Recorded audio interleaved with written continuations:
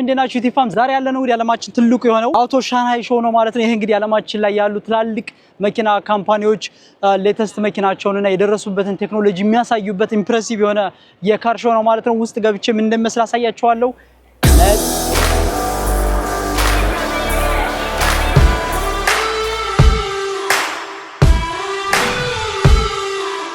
እንዳገኘው አታምኑም።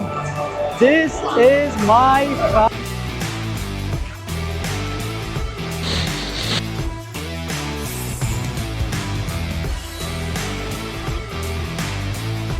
እዚህ አሁን ዲስፕሌይ ያደረጉ ነው የሚገኘው። ምናልባት የምትፈልጉ ከሆነ ይሄን መኪና ማግኘት ትችላላችሁ ማለት ነው።